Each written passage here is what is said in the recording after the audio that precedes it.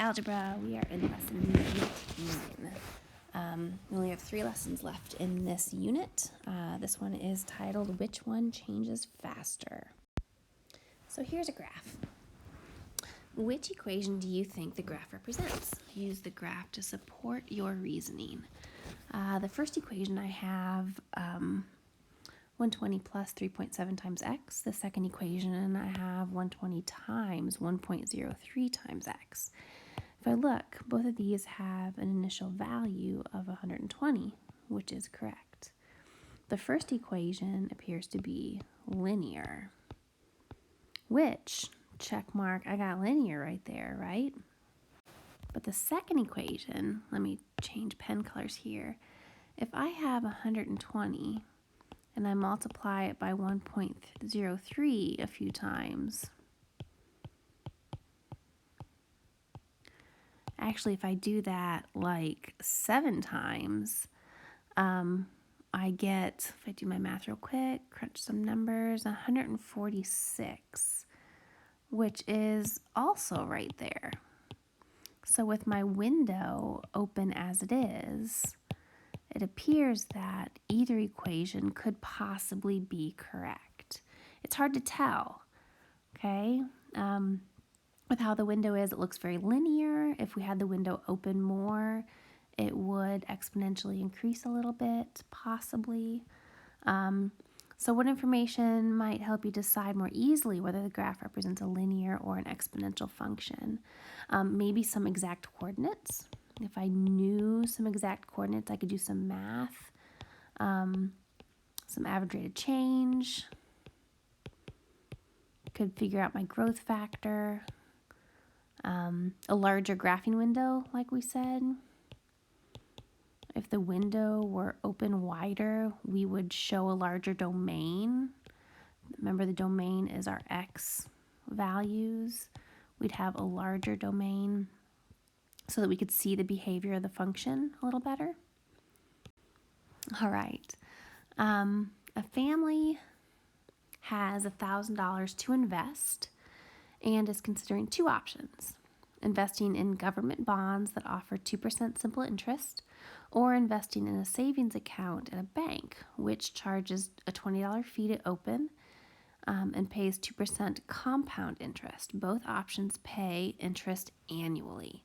Here are 2 tables showing what they would earn in the first couple of years if they do not invest additional amounts or withdraw any money. So here I have bonds, which we said is the simple interest, and the savings account, which is a $20 fee and compound interest. So very, very different. So first, in the bonds, how does the investment grow with simple interest? So simple interest is very linear. We'd have $1,000 times 1.02. So that's $20. Simple interest each year, $20 each year in that simple interest. Now I need to move to the next slide to see the rest of it. It was poor layout for this one. Well, I'm going to read the question right here. Savings account, how are the amounts $999.60 and $1,019.59 calculated? Okay, so we're going to answer question number 2 right here. I'll just go in green. How are those calculated? So that first number, the $999.60, is $980 because that's the $1,000 and a $20 fee. So 1,000 minus 20 is 980. If I multiply that by 1.02, I get $999.60. Okay, and then the next value, I take $999.60, and I multiply that times 1.02, and I get $1,019.59. So that's how those are calculated.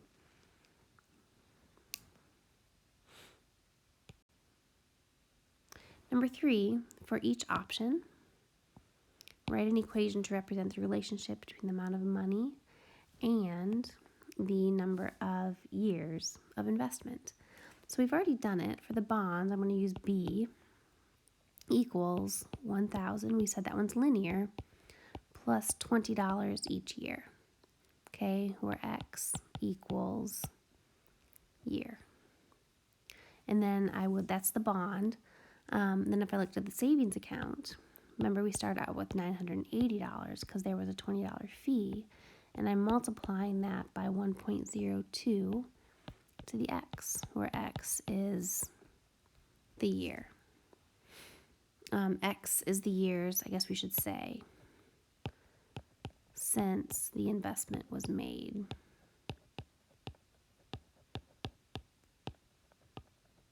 Just to be clear. Which investment option should the family choose? Use your equations or calculations to support your answer. So if I looked at this, it depends. It depends on how long. Like we said, at the end of year 1, my bonds are $1,020. My savings account was only, what was it? $999.60. So how long are you going to keep this money in the accounts? Okay, year 2, my bond was $1,040. My savings account was $1,019.59. So the bonds are still winning. So we need to figure out when the savings account overtakes the bond.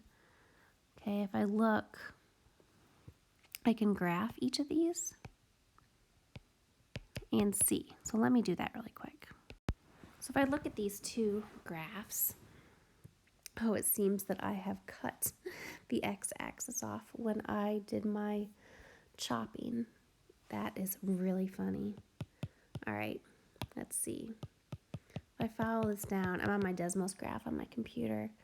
That appears to be at about 11 years. Okay, so at 11 years is when they are equal. So after 11 years, the savings bond is bigger than, the savings is bigger than the bond. Okay, the savings account versus the bond. That's really funny. I do all that work and then I cut it off. So really it depends. It depends on how long you're going to have the accounts for and what your goals are. Cool? Sorry about that. It's so funny. At least I think it's funny. You guys may be rolling your eyes. All right. So for this for this information, for this exercise, I guess, we're going to compare linear functions with exponential functions, but this time without any context. I'm just going to give you some equations. So we're going to define two equations. I have f of x equals 2x and g of x equals 1.01 raised to the x. So let's think about this for a little bit. I'd love it if you guys would take a second to fill in those tables. Okay, so go ahead and do all the computations for when x equals 1, 10, 50, 100, and 500. All right, I'm going to push pause. If you guys could work on that, that would be fantastic. All right, so there is number 1. Complete the table of values for the functions f and g.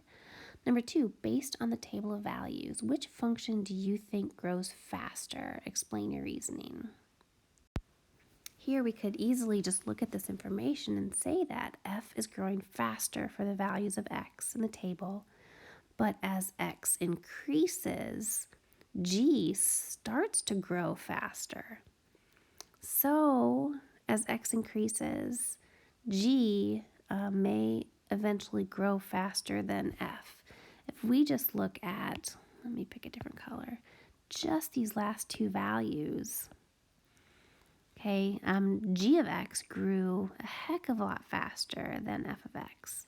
And I think as we continue, g of x is going to take off, right? So number 3, okay, when or which function do you think will reach a value of 2,000 first? Okay, which one do you think will get to 2,000 first? Okay, what do you think? Show your reasoning. Okay, if we were sitting in the classroom, how would you show me which one reaches 2,000 first? Would you open up Desmos and graph them? Would you just start calculating? Would you grab your calculator and open up the y equals and say y equals 2x in one of them and y equals 1.01 raised to the x in the other, and then go to your table? Remember your table? And the table will show you what y is equal to when x equals 1, 10, 50, etc., etc., right? So what would we do for that? Okay, I would probably go to Desmos, right? But I can't, well, I can, but I'm not going to do that right now. Okay, so let's just start crunching some numbers, old school. Okay, what about when x equals 600? F of x is going to be 1,200. G of x, about 392. Not so fast. How about 700? Okay. Crunching some numbers. All right. G of x is catching up, isn't it? How about 800? Okay, we still haven't reached 2,000. Oops.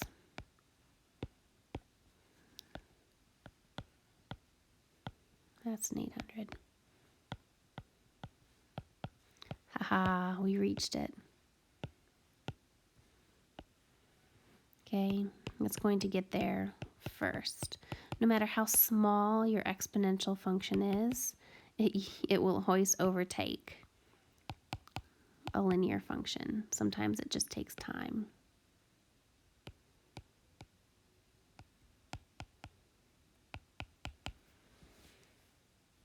And I think that, excuse me, yep, that was the last question. Good work today.